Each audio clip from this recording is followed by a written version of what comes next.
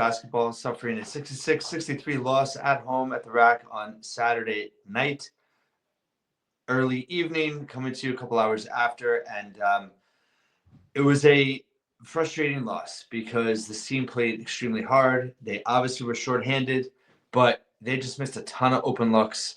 They had a real chance to earn a signature win on the season. Michigan coming in 7-2 in league play, 15-5 overall. Obviously, the Twin Towers inside with Vlad Golden and Danny Wolf, both of whom are tremendous on the perimeter as well. It was a daunting task, and with Dylan Harper out once again with a high ankle sprain, Jeremiah Williams leaving the game sick once again, was sick at the Northwestern game. Obviously, Agbole is out for the year as well. His team was shorthanded, but regardless of the fact, and Steve Peichel admitted it after the game, every team is shorthanded in some way at this point in the season, and you got to get it done. And I think that was what was so frustrating for this team was offensively, they just could not string together makes. They could not go on a run. Defense, it's kind of prototypical of the season. Per KenPom, it was their third worst offensive efficiency performance of the season and their third best with defensive efficiency. They just cannot get into a groove. They can't get in sync. And it's been very frustrating to watch.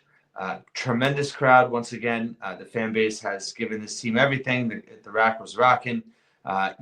Rutgers Michigan had their kind of handout the whole second half. They never could gain that lead. They had the lead, I think, for just over 2 minutes in the whole game. But the real frustrating part is that this was a Steve Peichel type effort from Rutgers. They rebounded really well. They were aggressive. They were first to the ball on the glass. Defensively, they forced a ton of steals and turnovers, and they just could not take advantage of those opportunities. Overall, forcing 17 turnovers with 13 steals, could only get 14 points off of those turnovers. That's just not nearly enough. Michigan did a really good job in terms of minimizing the fast break for Rutgers. They had a 17-11 edge in transition points. But then, just so frustrating. Offensive glass, Rutgers was plus 10, 15-5 on the offensive glass, but just 6-4 advantage on second chance points. When you get 15 offensive rebounds and just 6 second chance points and just a +2 margin against your opponent, it's tough to win. Again, especially against a team that, Michigan, they shot 53% in the second half. They shot 48% overall. From three, they were, 35%. But inside, they even in terms of 2-point shots for Michigan, they were 57.7%. But they didn't get a ton of shots. They just only had 26 shots inside the arc. Rutgers did a tremendous job. They had 21 extra shots. Obviously, those steals, the offensive glass. But the free throw line, Rutgers could not, they were really poor in layups. They were 4 of 12, I believe. Obviously, the size of it, 3 of 12, 25%. The size advantage of Michigan obviously bothered them.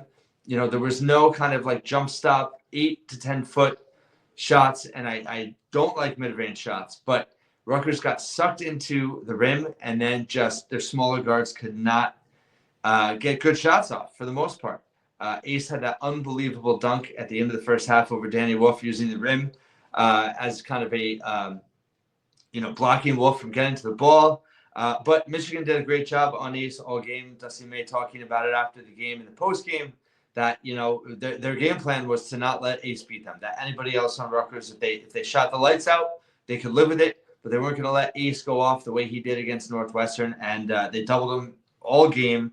He was just 3 of 15 from the floor. Did finish with 10 points. Had some free throws late. 0-7 from 3 for Ace. 6 rebounds, 3 assists. Did have 3 turnovers, a block, and a steal in 35 minutes. But Rutgers loses by 3, and yes, Jermichael Davis hit a 3 at the buzzer that impacted. If you gambled on this game, it impacted the spread quite a bit. But I'm not laughing at anybody. It's just one of those bad luck breaks. If you had Michigan 4.5, but in terms of Jermichael Davis, he was tremendous tonight. His best game in a Rutgers uniform. And if Ace had just been able to be, just a little bit less than average, most likely Rutgers wins this game, even without Dylan Harper, even without Jeremiah Williams, even without Emmanuel Gole.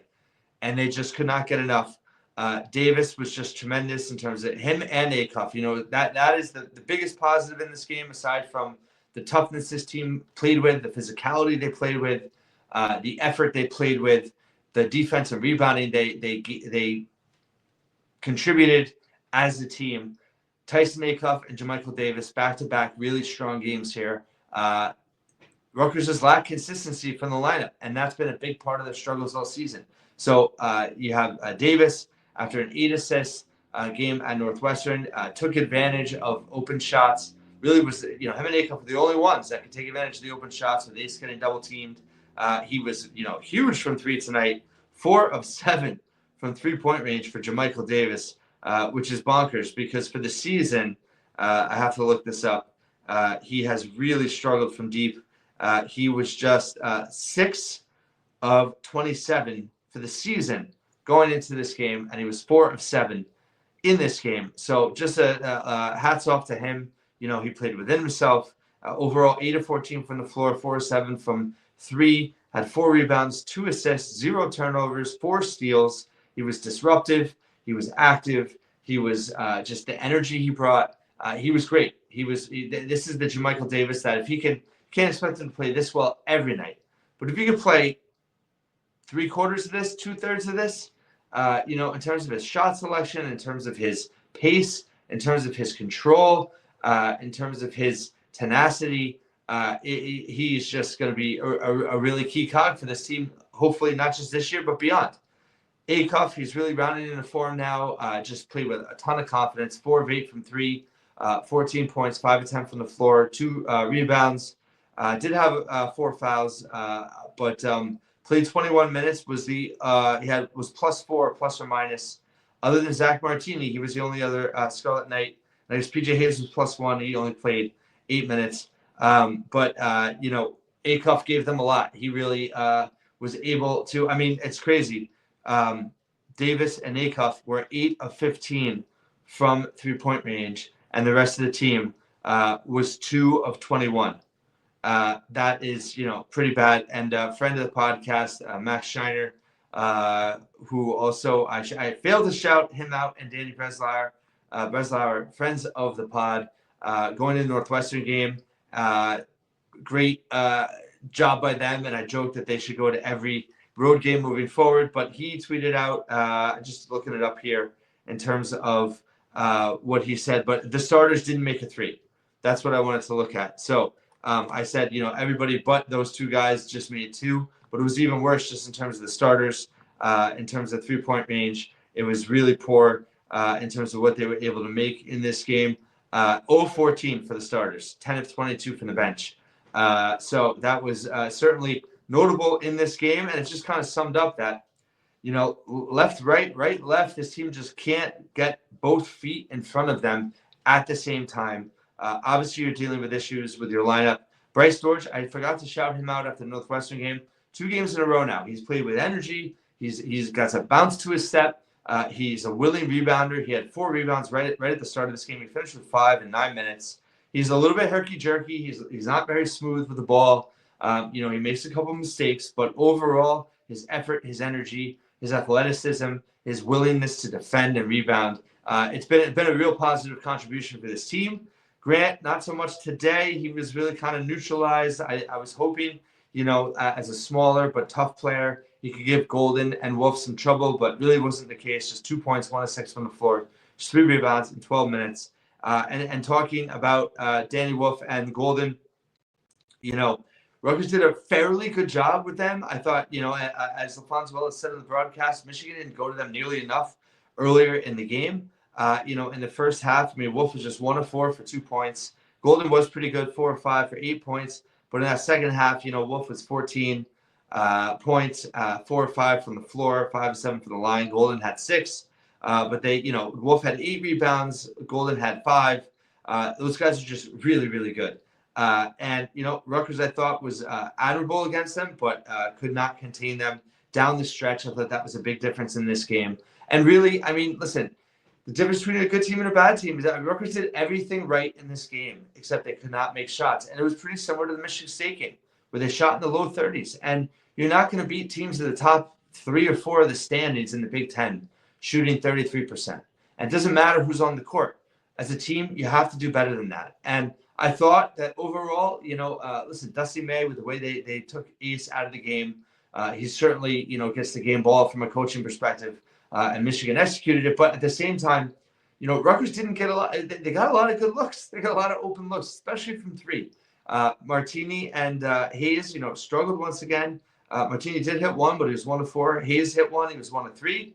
But 2 of 7 from those guys. You need those guys to make more than, that was more than they've combined for in a long time. And it just wasn't enough. Dylan Grant 0 of 3, Durkak 0 of 2, Ace 0 of 7. I liked their shot selection other than going too deep on twos.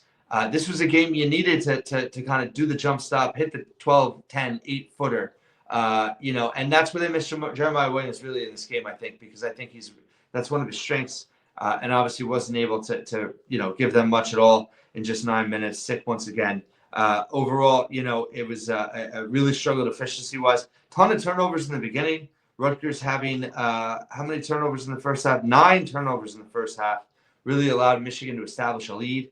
And Rutgers couldn't really ever cut back into it. Now, they forced a ton of second-half turnovers in terms of Michigan. I mean, they had 10 in the second half, 17 overall.